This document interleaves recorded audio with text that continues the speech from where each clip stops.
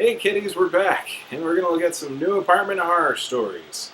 And you get misgivings living in a haunted house. That's right. Sorry, it's been, Jesus, probably close to a month since a video. I've been in the process of moving, or just been tired. Moving is exhausting, and it's been hot, and the apartment I'm in is both hot and on the 4th floor, and there's no elevator, so you'll have to bear with me. But the move is going well and is almost done, and now we can start looking at some goofy movies again. And I thought it was appropriate to look at some horror movies set in new apartments, because I'm not going to say I'm scared or anything, but there have been more than a few noises I can't account for. Our menu is going to include Dark Water, the Sentinel, and the Toolbox Murders. And what's neat about all three of these movies is there are a surprising amount of recurring themes, not the least of which is the friends of the main character women and you as the audience aren't exactly sure if these things are happening or if our main character is simply going insane. There's weird interplay with the landlord and the superintendent. The landlord is almost always trying to get away with something. The superintendent usually knows what's going on and is either poor or the landlord has something over the superintendent, so they have to keep their mouths shut if they know what's good for them. But by the end of the film, everything comes out and everything's horrible. Dark Water is a remake of the Japanese film of the same name. It was based on, or the original movie was based on a book by Koji Suzuki, who is famous for writing the book that the Ring movie is based on. The Ring books are actually really, really good and different from the movie, so you should check that out. That's aside. Dark Water stars the always wonderful Jennifer Connelly as a soon-to-be single mother in the process of divorcing her husband and moving into a new apartment on Roosevelt Island, and spooky things abound, mainly from the creepy black water that's leaking into her apartment from above.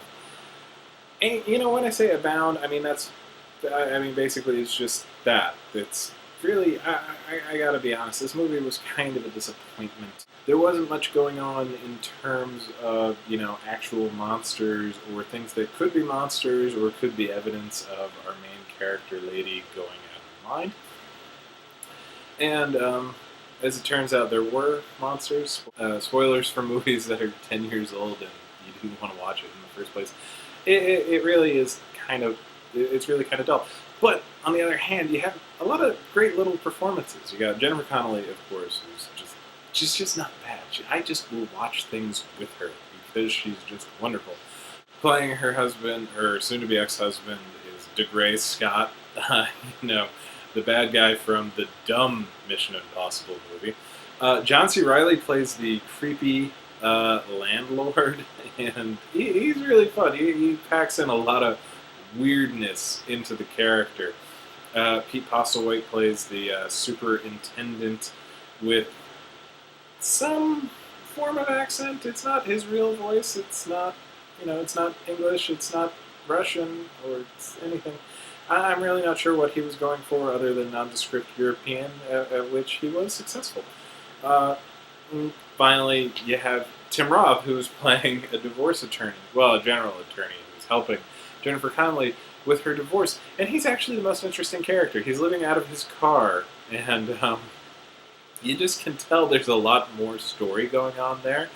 In addition to John C. Reilly, there did a lot of fun stuff with these cutaways when Jennifer Connelly's on the phone with people and what they're actually doing. And at one point, John C. Reilly's at a racetrack, just to add to the sleazeball nature. A lot of it, much ado about nothing in terms of there's just not a lot going on in this movie.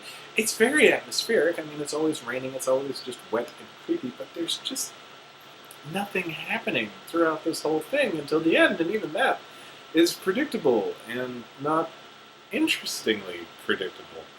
I will say that Jennifer Connelly, she really captures the whole woman at the end of her rope in terms of trying to deal with everything. You can just imagine her with juggling all sorts of plates, and just one by one the plates start coming down, and there's this really incredible scene where she just completely loses it.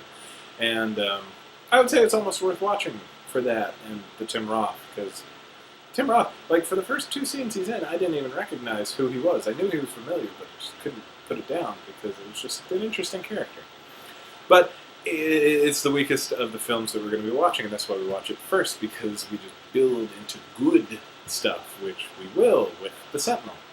Sentinel is a 70s film that I first heard about on the Bravo 100 Scariest Movies. And it's about a woman named Allison who's something of a fashion model who has moved into a new apartment. And actual spooky things do abound. Not like Dark Water where it's just like, oh my god, there's a leaky black water. No. She will be, unpacking or just hanging around at night, and then crazy shit will happen. Like, there's this random dude walking around her apartment with no explanation. The only hints or clues that she has are this weird old priest that lives in the apartment above her and never leaves his seat in front of the window, and creepy crawly Burgess Meredith. And as it turns out, all of the weird shit is because that the building is built on a hellmouth, an actual, gate to the nether regions. And the priest that's who's blind and sitting in his chair, and is played by John Carradine, is the only thing keeping the forces of hell at bay. And he's dying, and that's why all the creepy shit is starting to eke its way out, led by Burgess Meredith. And there's a lot of interesting things about what's going on, not the least of which is some of the demons and deformed people are being played by actual deformed people, just playing monsters, which was kind of crazy for the time, and actually it's still kind of crazy. But it's very effective. I think the end scene of Freaks, or not the end scene, but the stalking scene in Freaks. And by the end of the film, Allison is presented with the choice of either cutting and running or becoming the next Sentinel. And it moves at a pretty good pace. It's a great it's a pretty good horror movie, and it's a great 70s New York movie because a lot of people are just out and about working, and work is work, and you get all sorts of people that you will recognize in the film. Like Chris Sarandon is playing the kind of creepy, not sure if he's evil boyfriend of Allison, our main character. Martin Balsam's in there. Jose Ferrer, Ava Gardner. Eli Wallach plays a police detective, along with Christopher Walken. Jerry Orbach, who is famous for playing a police detective on Law & Order, is playing a film director. Beverly Angelo is one of the evil demon people. Jeff Goldblum is popping up around there. I think he's at a party or something.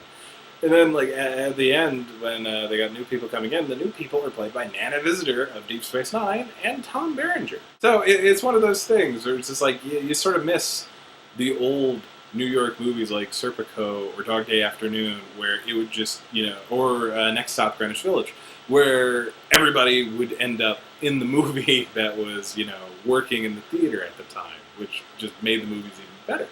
Finally, we have Tobe Hooper's remake of a different 70s movie, The Toolbox Murders, which, I'm not going to lie, it's probably not the best, it's probably not as good a film as Sentinel. It's definitely better than Dark Water, but it really appeals to me because it's a great slasher-style movie in which everybody's dropping off and nobody knows about it, except one person maybe, until the very end, in which everybody's running around.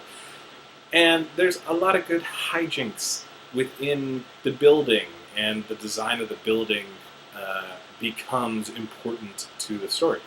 It follows a young married couple, Nell and Stephen Barrows, who have just moved in to the building and notice odd things going on. Mainly Nell.